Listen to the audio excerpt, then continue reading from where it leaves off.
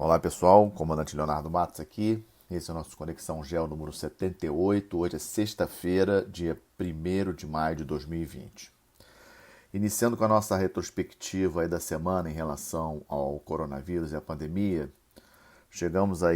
ultrapassamos a marca aí de 3,3 milhões de casos confirmados. Sabemos que na verdade devem ser muito mais, né? Os números aí, algumas previsões aí de ser até 10 vezes mais do que isso.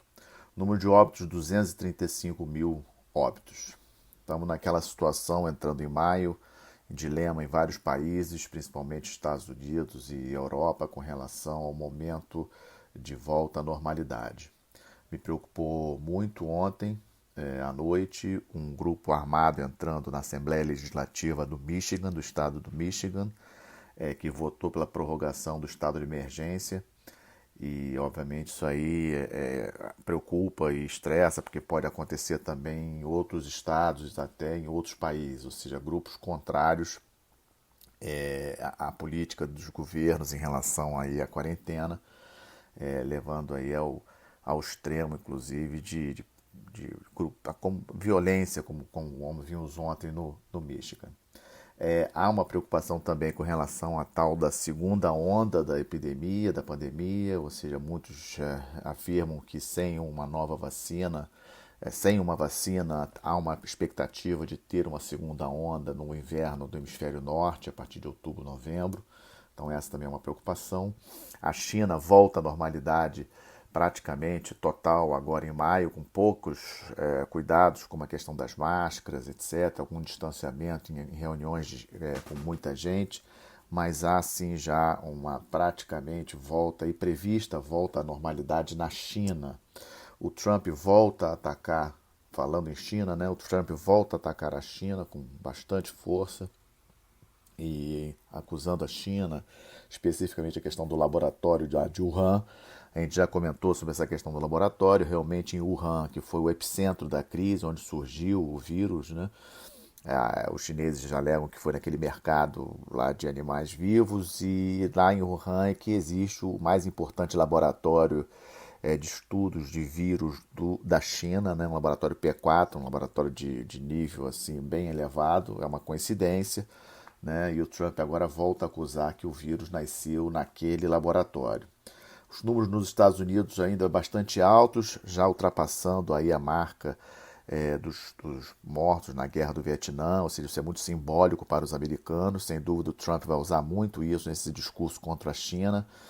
O número de óbitos no país chegando a 64 mil óbitos. Né? Então, sem sombra de dúvidas, esse é um dado que vai aí incomodar bastante os americanos. Já tenho falado isso nos outros podcasts. Eu acho que a postura dos Estados Unidos com relação à China vai com certeza mudar, mesmo que não seja o Trump a vencer nas eleições de novembro. Em linhas gerais, no mundo, os números de alguns países ainda surpreendentemente baixos, como a própria Índia. A Índia hoje, um país com quase 1,3 bilhão de habitantes, a Índia no momento com 35 mil casos e 1.100 óbitos apenas, né? Tamanho da população indiana. O primeiro-ministro Narendra Modi tinha imposto a quarentena total no país até esse domingo, e a princípio, a partir então de segunda-feira, deve haver uma flexibilização. Hoje deve sair mais detalhes sobre isso, algumas mudanças nessa quarentena indiana, que a princípio é total até esse domingo. Outros países também de grande população, como Indonésia, como Nigéria também, com números bem abaixo do previsto em função da população. Então, a Nigéria, por exemplo, um país de 200 milhões de habitantes, a Nigéria tem 1.900 casos apenas, 19 mil casos com 58 óbitos. Né, um número muito baixo, né, comparado aí com a pobreza do país, com as condições aí de saúde.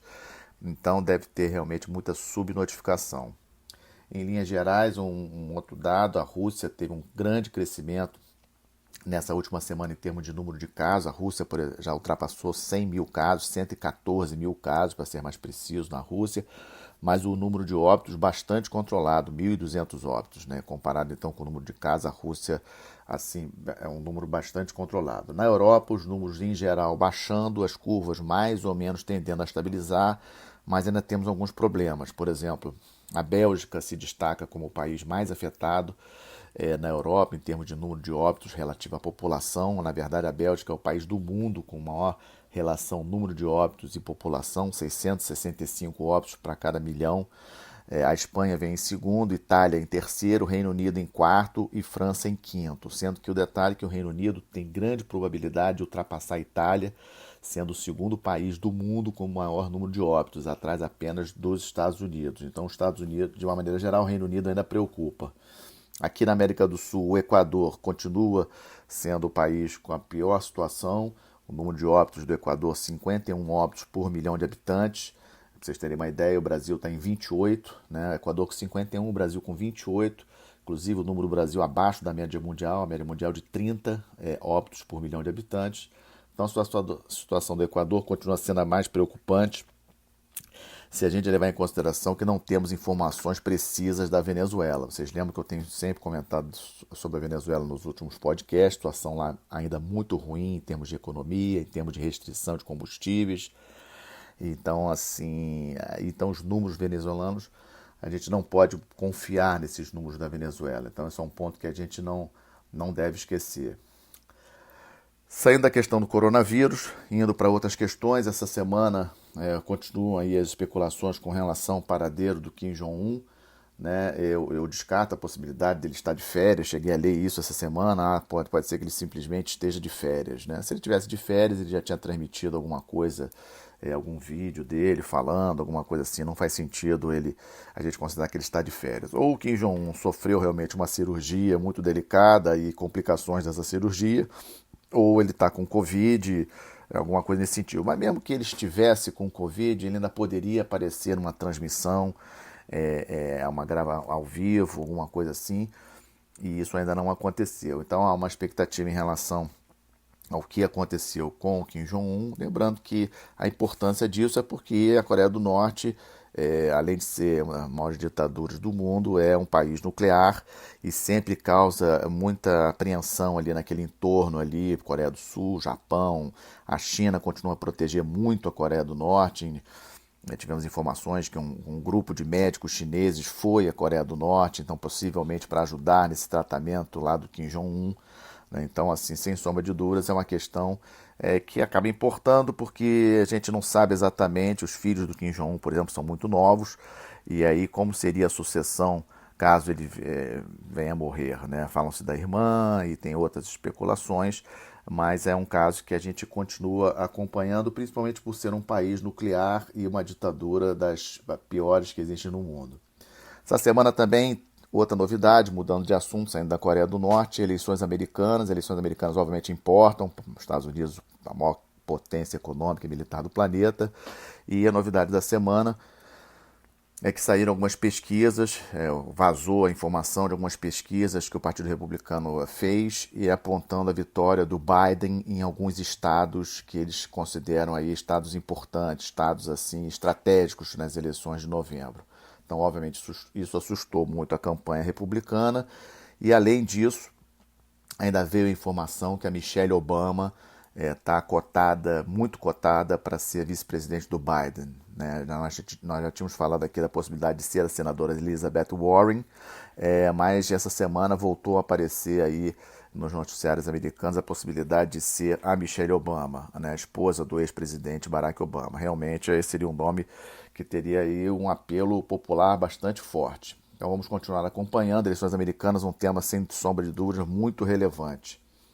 Outro tema que trago para vocês aí dessa semana, de segunda para terça-feira, o Líbano teve alguns protestos em algumas cidades, especificamente numa cidade que fica ao norte do Líbano, Trípoli, especificamente com a destruição, vandalismo em bancos, né? A moeda libanesa ela desvalorizou 50% desde outubro. Vocês lembram que ano passado vários protestos ocorreram também no Líbano, em função aí da questão política, corrupção, o povo reclamando da situação econômica, etc. Mas em janeiro eles tiveram um movimento interessante de escolher um primeiro-ministro. Já comentei aqui no podcast que no Líbano é bastante interessante porque o primeiro-ministro libanês tem que ser sempre sunita, né, muçulmano sunita. o chefe, o presidente do parlamento é xiita e o presidente do país é cristão.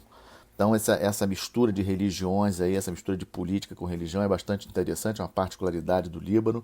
Isso está previsto na Constituição. E escolheram um primeiro-ministro sunita em janeiro, um político, na verdade, assim, um professor da Universidade de Beirute, técnico com formação toda acadêmica no Reino Unido, inclusive doutorado, etc.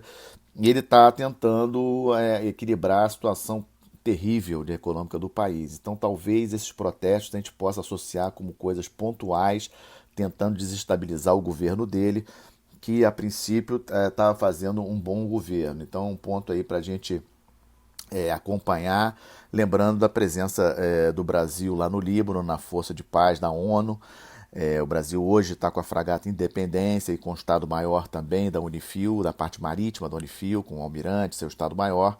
Então, sem sombra de dúvidas, tudo que acontece no Líbano, além do que temos uma grande comunidade libanesa aqui no Brasil, temos aí muitos laços aí familiares com libaneses, com o Líbano, mas é um ponto aí que chamou a atenção essa semana. E uma outra notícia que trago também, na quarta-feira teve aí a porta-voz do Ministério de Relações Exteriores da Rússia afirmando, isso aí saiu ontem, né, quinta-feira, em alguns periódicos já chamando atenção sobre isso, que a Rússia dizendo que não aceitará que os Estados Unidos instalem seus submarinos ogivas nucleares de táticas, que a gente chama, né? Ou seja, ogivas nucleares de menor capacidade explosiva. Né? Vocês sabem que os Estados Unidos e a Rússia eles romperam um tratado aí de limitação de armas nucleares, estão aí para negociar um novo tratado. Os Estados Unidos querem a entrada da China nesse novo tratado. A Rússia acha que é inviável colocar a China num tratado como esse. Então esse é um ponto aí como novidade aí da semana em termos de estresse. Não acho que isso aí vai evoluir muita coisa, porque não esperamos que a gente considera que os estados nacionais não são loucos, né? Então uma guerra nuclear entre Estados Unidos e Rússia, não vejo essa possibilidade, mas foi uma notícia comentada essa semana, quis trazer aí para vocês em linhas gerais. No nosso último item aqui do Estamos de Olho, continuamos acompanhando aí essa guerra do petróleo, essa guerra de preços do petróleo, também é um ponto bastante importante. Questão ali da Líbia, um país também bastante instável, que tem o apoio da Turquia e contra os insurgentes.